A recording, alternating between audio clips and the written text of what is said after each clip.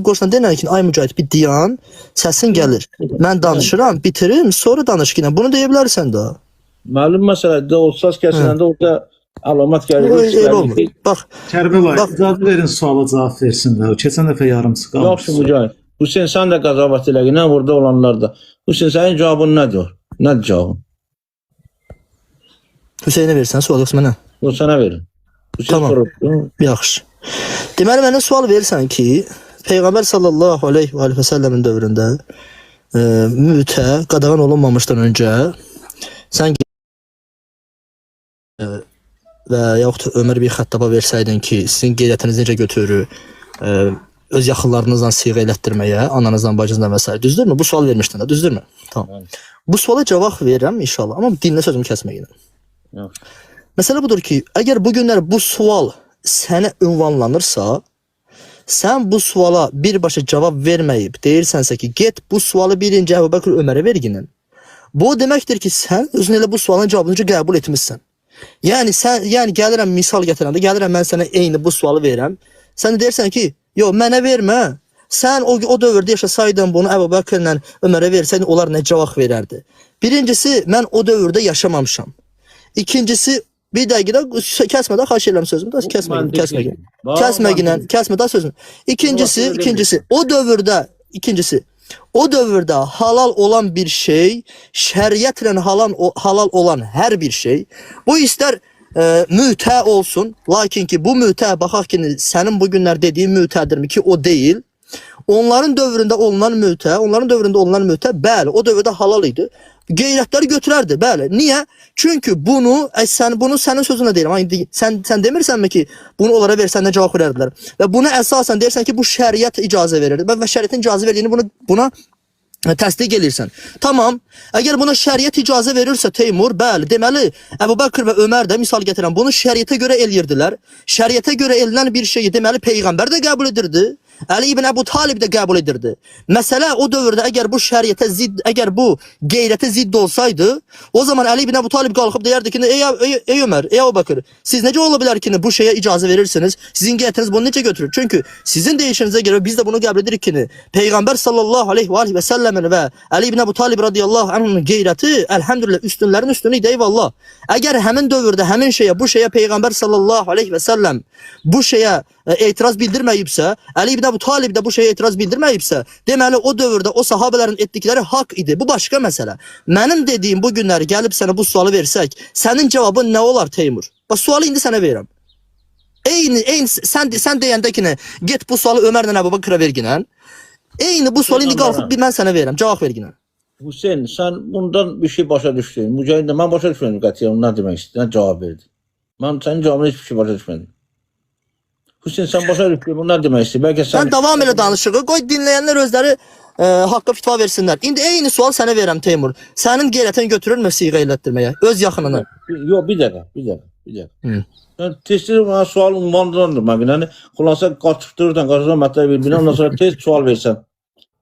Hüseyn, ya başqa qardaşlardan kim başa düşdü Mücahidin cavabını, qalsın bana icra edin. Mən başa düşmürəm. Onu deyir, mən bilmirəm. Sən nə cavab verdin mən başa düşmürəm. Nə demək istəyir? Yəni qısa bir cümlə ilə desə, biz başa düşərik də. Uzadır, mən başa düşmürəm nə demək istəyir. Mən sənə deyirəm. Aydın izahı başa düşmürsünüzsə, problem məndə deyil, problem sizdədir. Niyə? Çünki cavab budur ki, həmin dövrdə şəriətlə bir şey halaldırsa, qadağan olunmadan öncə bir şey halaldırsa, bu qeyrətə zidd deyil. Bəli. Niyə? Çünki sizin deyişinizə görə həmin dövrdə o şey mütə halal idi. Yaxşı, halaldır, indi halaldır, siz deyirsiniz bunu, tamam. Əli ibn Əbu Talib həmin dövrdə o sahabələrin mütə etdiyinə şahid oldu mu? Bəli. Muhammed sallallahu aleyhi və səlləmin həmin dövrdə o sahabələrin mütə etdiyinə şahid oldu mu? Bəli, tamam. Əgər bu qeyrətə zidd bir şeydirsə, həmin dövrdə bu qeyrətə zidd bir şey idisə, necə ola bilər ki, qeyrət nümayəndəsi Əli ibn Əbu Talib qalxıb da bunlara bu sualı vermədi? Deməli vermədsə, Əli ibn Əbu Talib onların etdiyi bu şeyə etiraz bildirmədsə, Muhammed sallallahu aleyhi və səlləm onların etdiyi bu şeyə etiraz bildirmədsə, bu o deməkdir ki, sizin o dediyiniz məsələ bugünkü etdiyiniz və təbliğ ediniz siğə ilə tamamilə fərqlidir və həmin dövrdə elənən mütə də şəriətlə qeyrətə zidd bir şey deyil idi. İndi eyni şeyi mən sənə deyirəm Teymur, sənin qeyrətin götürürmü? Bir dakika. Ben sana Bu günlər sənin təbliğ elədiyin siğanı gələtin götürürmü? Bir dakika. Sen konkret cevap ver, təmiz şəkildə 10 dəqiqə bizim vaxtımızı alma ilə. Biz Xeybərdən qabaq yaşayırıq. Biz deməli getmişik Peyğəmbər salavatının yanına və Həzrət Əleyhisselamın yanına, bir də Əbu Bəkr, Ömər 4 nəfər yanına. Deyirik, siğə halaldır ya yox. Onlar nə cavab verərdi? Birinci. Xeybərin vəzindən qabaq. Cavab veririk, cavab veririk. Nə cavab Sən veririk? anlamırsan. Dəfələr, ucu neçə dəfə cavab verdim. Bax, Sən birinci cavab- belə gedirik də, belə gedirik. Mütə. Xeybərdən öncə olunan mütə. Sən ki deyirsən ki, bunu gedib onlara sual versən nə cavab verərlər, düzdürmü? Əla. Zəhmət olmasa, necə ki sən məndən deyirsən ki, sənin cavabını başa düşmürük biz falan filan. Bizi başa düşən başa düşür. Yenə başa düşmürsənsə, onda indi tam aydan başa salacağam. Başa salmadan öncə sən indi bu suala cavab ver yenə. Xeybərdən öncə, bir də Xeybərdən öncəki mütənin tərifini bizə de. Buyur. Xeybərdən mən keçən axşam sənə dünən deyildi. Söhbət elədik. Sənə açıqlama verdim, izah elədim. Sən izah elə yine mən üçün. Heç bir şey izah vermədən Teymur. Peyğəmbər Xeybərdən öncəki mütənin tərifini bizə ver. Buyur, dinlə, izah elə. Deyin. Sualı verən sənsən, açıqlamanı tələb edən mənəm. Deyirəm ki, Xeybərdən öncəki mütəni bizə de. Müvəqqəti nikah. Buyur, tərif elə. Müvəqqəti nikah nə? Şərtləri de yenə. Hansı şərtlərə əsasən müvəqqəti nikah olurdu? Sən deməli məcbursan deyəsən ki, Şiələrin dediyi mütə ki, bu günləri o ayrıdır. Xeybərdən qabaqı olan mütə ayrı bir şeydir. Sən cavabını Mən bu məsələdə, bu siğə məsələsində əsla və əsla ömür boyu dilimə şiələr falan gətirməmişəm. Çünki mən nə qədər adamlar tanıyıram ki, vallahi bax yenə şiələrdənim. Bu sənin dediyin şeyi inkar edirlər, qəbul eləmirlər. Vallahi billahi. Bəli, mən çox adam tanıyıram qardaş. İndi şiələrdə mən tanıyıram. Əlaqəm də var. Sən nə zənn edirsən? Mən sələfiyəm deyə mənim şiələrlə əlaqəm yoxdurmu? Mənim şiələrlə tanışdığım yoxdur? Mənim şiələrlə dostluğum yoxdurmu ki? Nə zənn edirsən ki? Mən tanıyıram bir neçəsini, onlar bu şeyi inkar edirlər. Mən sənə sual verirəm Teymur bəy. Xeybərdən öncəki mütənin, siğənin tərifini və hansı şərtlərə əsasən olunurdu bizə de. Ağız mən bilirəm, bizə görə mütə, yəni ki, o nikahdır ki, o saymışlar var. Nikah-ı mütə.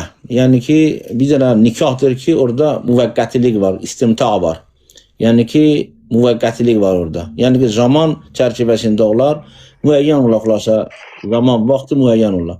O deyir ki, Ben Baz da deyir ki, əgər insan xaricə geçsə, dərs oxumağa, orada eləyə bilər bir arvadı öz əqdinə gətirir, amma ona boyun almasın ki, səni mən müvəqqətiyə öz əqdimə gətirirəm. Ondan sonra bir il, bir ay, nə qədər orada qalırsa, yaşasın arvaddan, arvad da bilməsin ki, bu məni bədbəxt eləmək istəyir. Ondan sonra ayrılanda bir dənə o bilsin, Allah bilsin. Onun talağını versin, boşasın. Bunun siğənin heç bir fərqi yoxdur. Baxın, Tamam, deməli, bəli. bitirmədən sözünü kəsmək istəyirəm, bitirdinsə deyən inşallah.